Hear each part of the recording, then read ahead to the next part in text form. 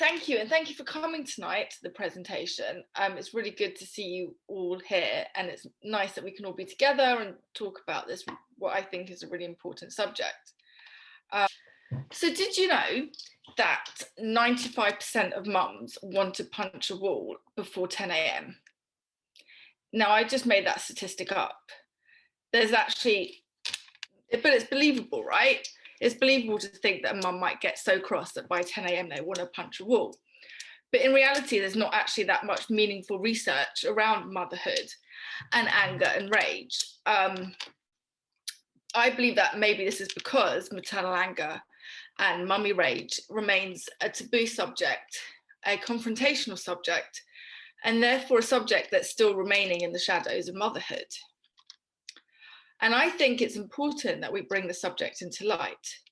Otherwise, mothers are going to be grappling with their intense feelings of rage and anger whilst navigating the profound and challenging experience of motherhood. And this can make motherhood an unnecessarily stressful experience for everyone. So how do we create a roadmap for mums to navigate their anger and rage around their children? There is a way, I think, to reduce our anger triggers and rage outbursts, but to remain assertive and in control in the face of stress. And I want to talk to you I want to talk you through my process of how I came through to this understanding. So this process starts with my own complex relationship with anger. I never wanted to be an angry mother. I never wanted to feel rage around children, and I never wanted to lose my cool and my kids or be a shouty mum. My own mother was a shouty mum, and growing up with that was pretty stressful. So I didn't really want to do that to my own children.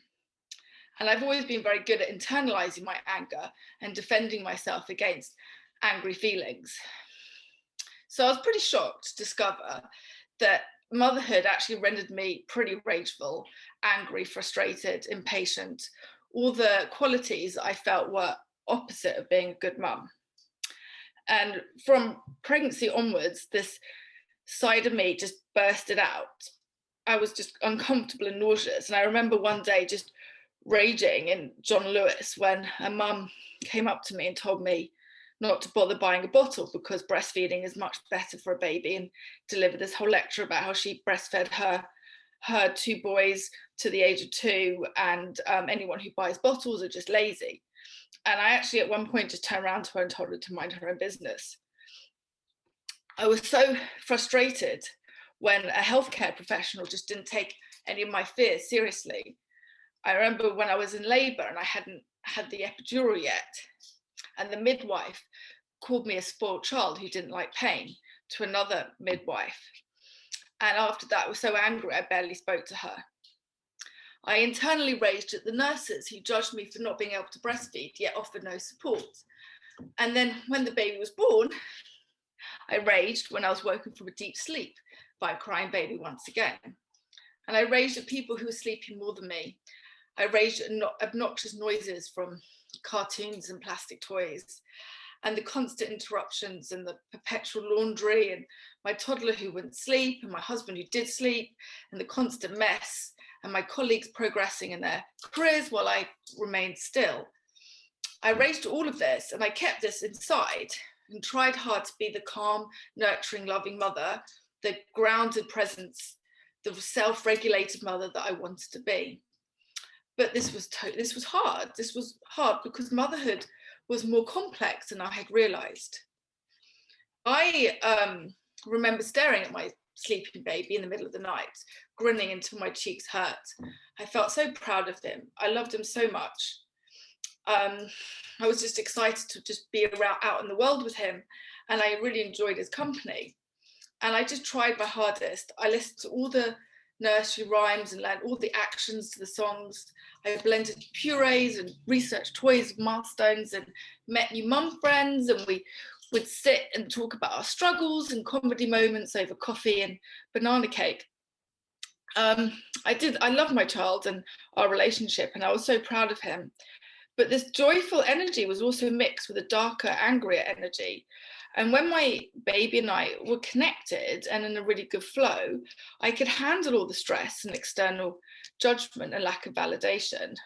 But if we weren't in sync with each other and our relationship was difficult that day, then my emotions would just swing without warning to a more darker rage, which felt more profound than hormones and felt more profound than sleep deprivation, although I'm sure that played a part.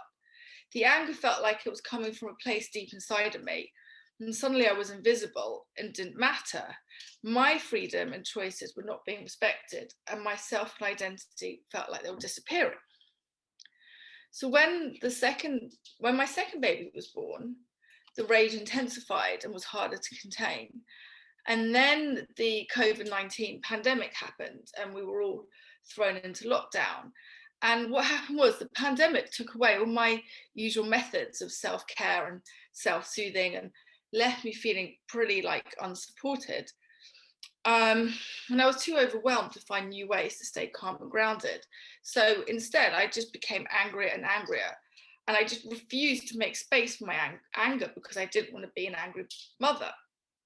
So this created this really intense internal battle.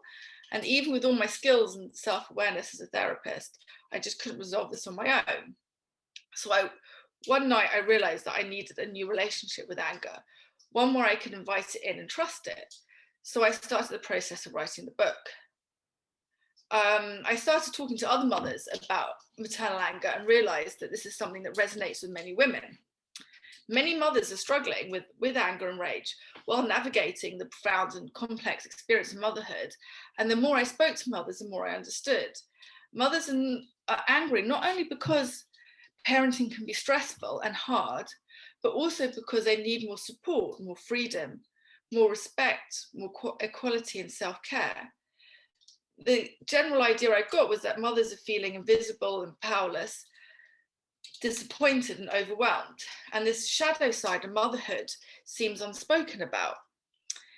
So there is anger and rage there, but if it remains in the shadows, unspoken and unreflected, the danger is it can become violent, potentially toxic and abusive. And then motherhood can become a stressful and unhappy and potentially damaging experience. So I think this is a problem. So I think what needs to happen is, whilst we don't want to think, society doesn't want to think of mothers as angry, what is needed is to normalize the idea that motherhood may well provoke anger. Anger as a response to motherhood ought to be talked about and understood. And that's something I want to try and create today, an exploration, discussion about anger and motherhood. I mean, essentially, anger is a healthy human emotion that we're entitled to feel, but it's what we do with the anger that counts, how we listen to it, take responsibility for it, how we understand it. Your anger is not you, but an energy within you. And if you're going to express that around children, we need to figure out how to do so safely in an assertive manner so our message can get across. But I'm not suggesting we just tell mums to calm down and carry on.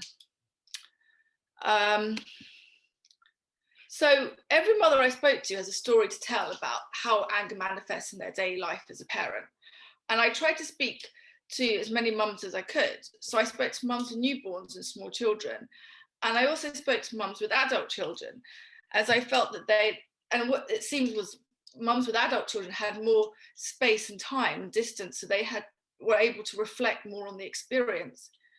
I spoke to mums who were solo parenting and mums who felt very privileged, yet often also overwhelmed with anger, and mums who were struggling financially, were struggling because they hadn't got a supportive family around them, and mums who were co-parenting with a female partner, and mums with neurodiverse children, and mums who had suffered traumatic losses.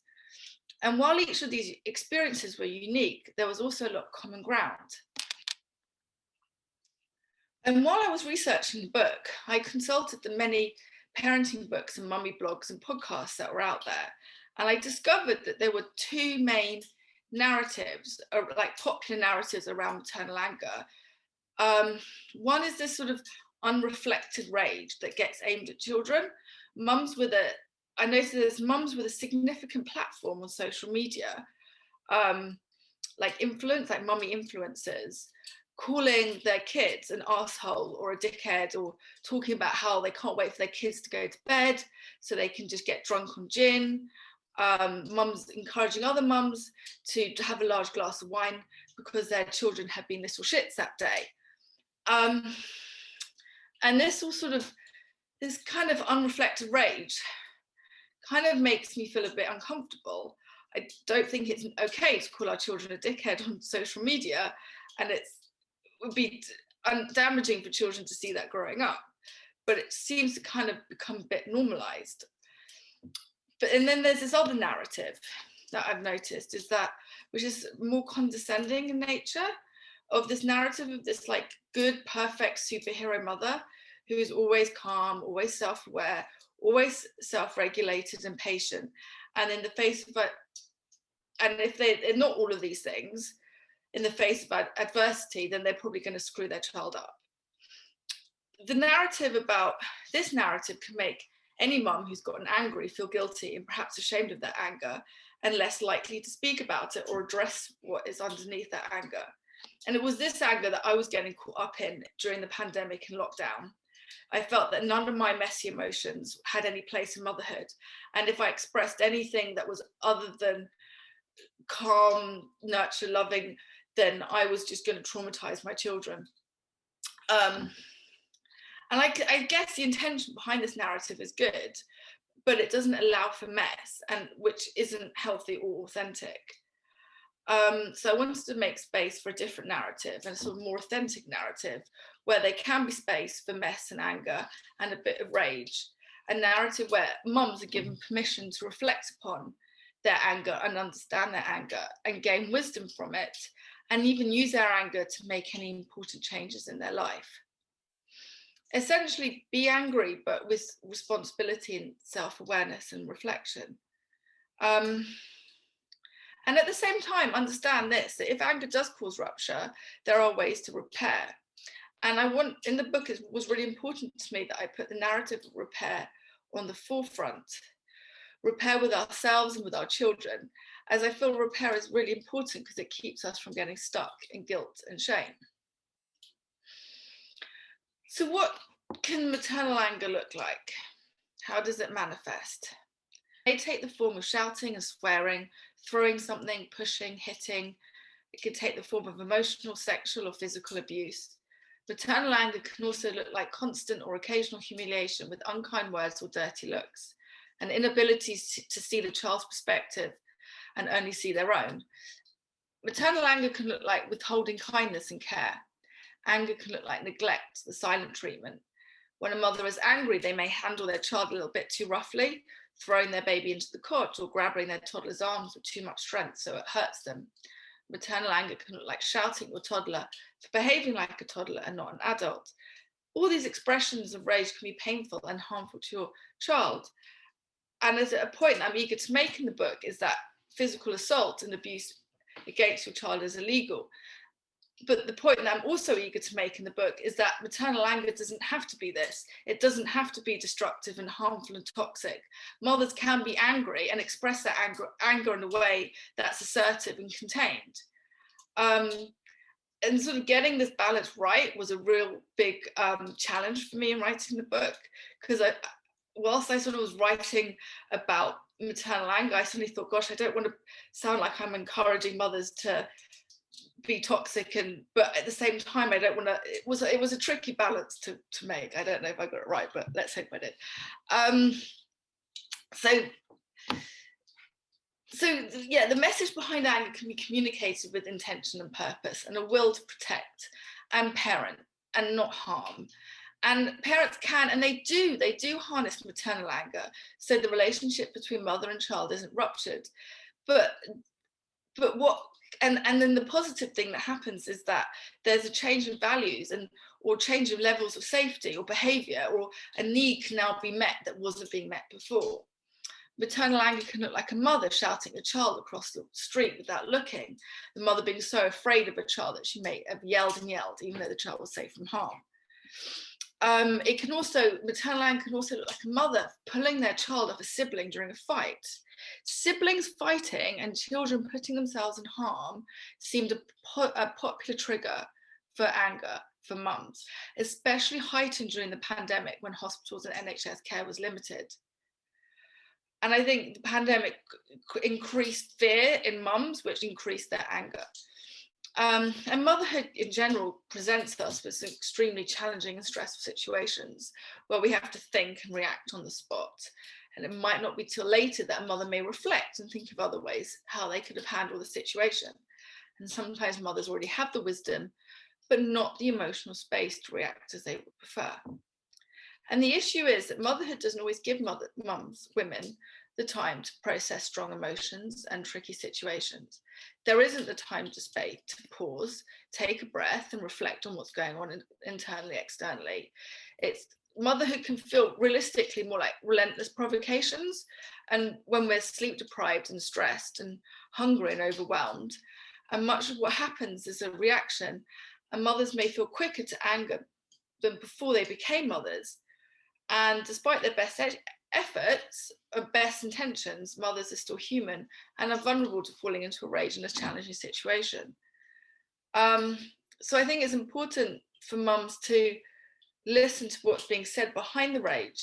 And it doesn't mean that you're a bad mum or your children are bad. It can just mean that you've reached your limit and your anger is your way of fighting back.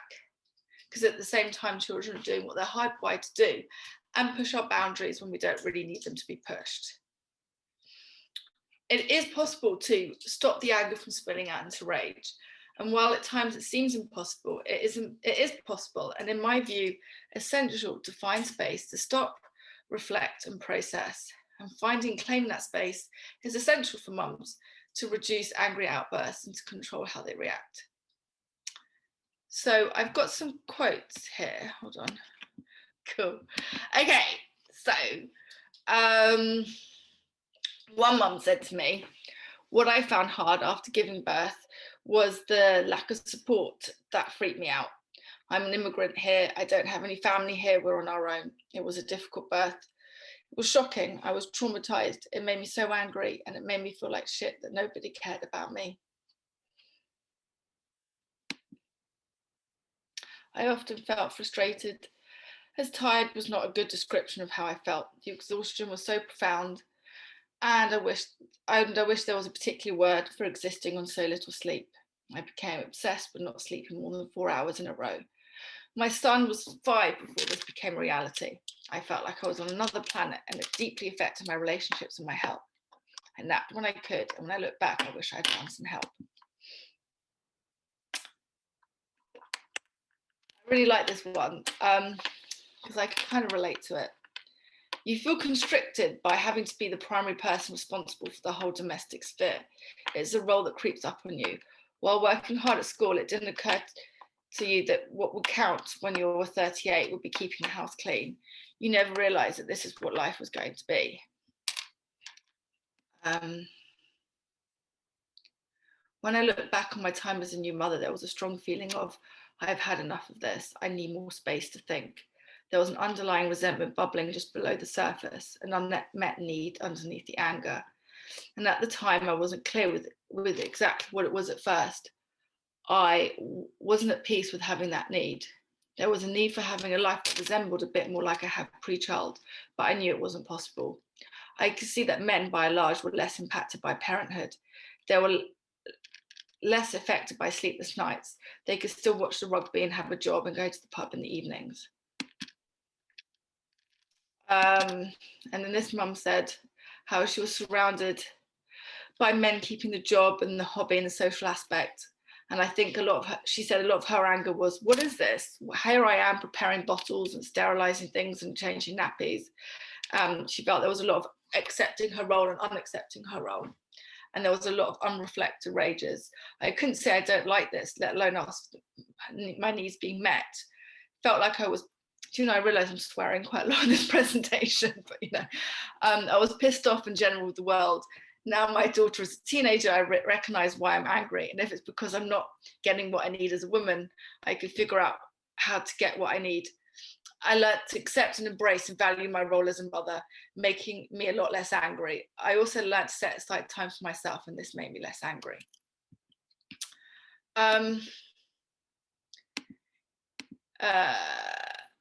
Yeah, and then lack of control is an issue. You're no longer the main protagonist in your life decisions. There isn't much you can do about it. You can't cast it away. Things will disintegrate. It will be your fault, and you'll suffer major criticism for failing. You're in kind of a bind. And I think the bind thing I can really resonate with. Okay, stop. Yeah, I mean, I kind of feel really aware that I hadn't been aware of how much swearing is in this presentation, but I suppose a discussion about anger, you're going to have a bit of swearing in it. So it's good.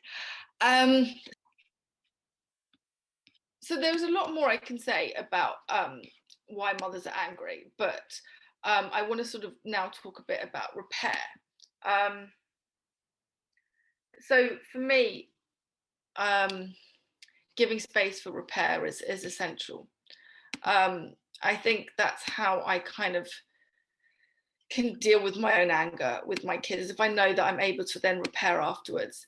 And it was useful for me to reflect upon growing up how people repaired after an argument. In some households, and certainly in my household, if there was an argument or there was a conflict, it would just sort of happen, and then everyone would just act as if nothing had happened and nothing more would be spoken about. But I'm aware that in other households, a repair is a natural part of ending an argument. And I remember seeing a really beautiful example of repair with my husband's family, where my husband's sister, my sister-in-law, and her daughter had an argument, and then the way that they sort of repaired after it really brought tears to my eyes. It was quite a new, almost like a new experience for me to see that. It was so beautifully compassionate because the mum was putting the daughter's feelings and ultimately putting their relationship first before any sort of need to be right. And that's kind of inspired me. It's made me sort of realize that compassion is a beautiful way to approach repair. Compassion is about witnessing and feeling the suffering going on in the moment and responding to that suffering. Oh, we've got someone else, sorry. And with no urge to be right or to be in control or to be the most powerful person in the room. I often find that when I'm really, really, really angry around my kids, it's normally because I need to be right. I need to be in control in that situation. And I need to feel powerful. And sometimes I just need to let go of that. The repair can be acknowledging the suffering you and your child are experiencing, acknowledging how difficult this all is, how difficult motherhood can be. And then allowing yourself to be moved and touched by that suffering. And that is the most repairing, compassionate act I think we can do. And sometimes we respond with anger and not compassion because it's too painful to acknowledge all the pain that's in the room. To do the repair work, mothers need to first repair with themselves. I spoke to 40 mothers about what helps them repair after angry outbursts, and the most significant response was time, which is something that mothers don't really get much of. Mothers said that they need to take time out to gain perspective. Mothers need to walk away, give themselves a time out and an opportunity to reconnect with themselves. Or maybe a time in is a better way of thinking about it, time to go in and reconnect. And other responses was the importance of rest or having quiet time in nature. And when mothers start to feel they're getting angry too much, it is a signal they need to rest and recharge. Time to repair can look like exercising, gardening, or anything enjoyable, or any enjoyable thing uninterrupted. One mom I spoke to said she's learning a new language to immerse herself in an activity unrelated to her children. I mean, where she finds the time to do that, I don't know. And if the constant interruptions make you angry, sometimes being able to do something uninterrupted can be powerfully grounding and repairing. Other mums said having an action plan after rage can help repair. And so reminding yourself that you're doing the best, talking it through with a friend, rationalizing, reflecting the situation, talking it through with your partner, your sister, your cat, your toaster, embracing the chaos and the mess, letting go, the need to control, acknowledging how you feel, breathing, yoga or meditation, cup of tea, glass of wine, throwing something, obviously not at your children, growling, shouting, singing, or listening to music. So this is what mums really do find helps them with their rage. What I want to show you now are the lovely illustrations that my friend Laura has done for the book. I interviewed Laura as we sort of met on Facebook, on one of the Facebook groups, and as we were talking, she was talking about being an art therapist and all the work she does in prisons, and she was showing me some of her artwork, and I thought, because a lot of our sort of wavelength around maternal anger seems to be similar, I thought it'd be really nice if she did some artwork for me for the book. So this is the maternal anger roadmap. I don't know if these beautiful drawings to show how powerful anger can feel and all the different ways anger can be expressed. Because anger isn't just this black and white emotion. It's complex. It can be on a spectrum. It can be expressed and felt in so many different ways. It can be very internalized, very passive, or we can be quite passive aggressive with our anger, or we could just be very aggressive with our anger.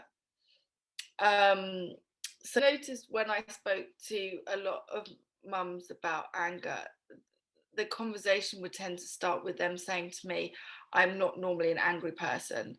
I'm not an angry person. And like they were really careful to put across to me this idea as if I was going to judge them for being an angry person, like it was wrong for them to be an angry person. And it was interesting because I kind of got it, but I also feel like, well, anger is just an emotion like any other emotion. We wouldn't say, well, I'm not a happy person. So it's just really interesting, this complex relationship women can have with anger. All right, next one. Hold on. Okay, so the anger iceberg. I'm sure you've all aware of this image of how you can have anger can be a secondary emotion. So on the top you've got anger, and underneath you've got all the other things that you could be feeling really deep down underneath the anger, like if you're feeling overwhelmed with responsibility. Trauma is a big, for me, I believe, is a big factor in our anger. It could actually be sadness we're experiencing, or loneliness, or feelings of trapped, shame, fear, a lot of fear, guilt, just feeling generally exhausted and unheard. And Laura very cleverly sort of did the font with this, and made the words sort of fit with what the words are saying. And this is, so in the book, I dedicate a whole chapter to trauma and this idea that, we don't all come to motherhood having led happy, stress-free lives. That a lot of us have experienced a lot of adversity, and if we've had a particularly painful childhood, and if there has been childhood trauma or abuse in our childhood, then motherhood can be a really profound trigger for that.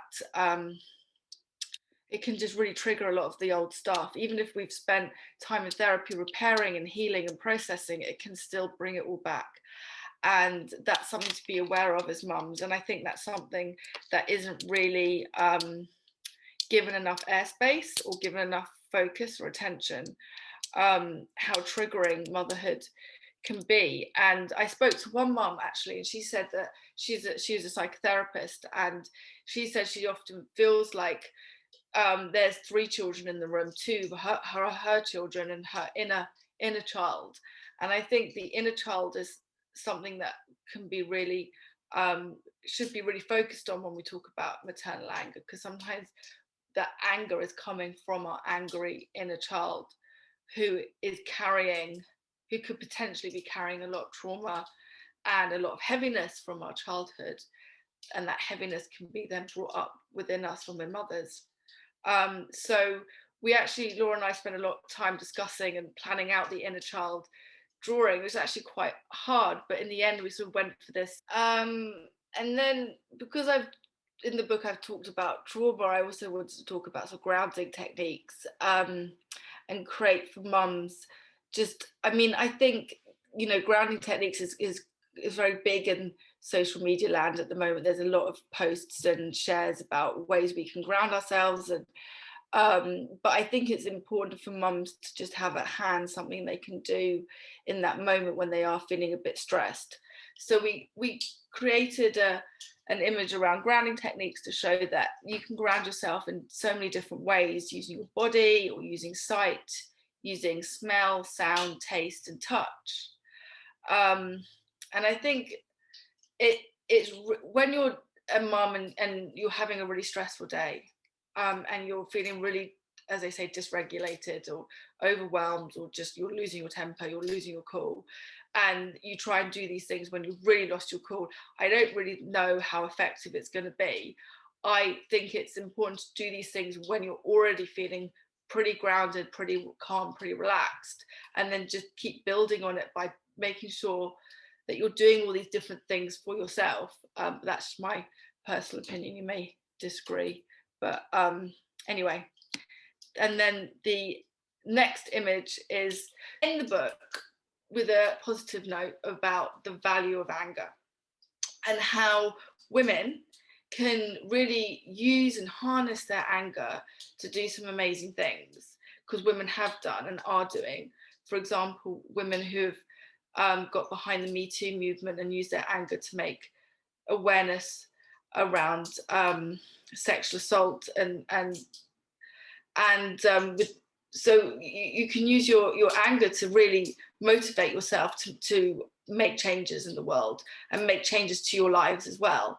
Anger, the thing with anger is it's what it's doing is it's keeping you safe, and it's protecting you, and it's making you aware of the injustice that's existing. And that injustice just could be because you haven't been able to go to the toilet for 2 hours and you're hungry, or the injustice could be because you feel angry about bullying or a wider situation that's going on within motherhood.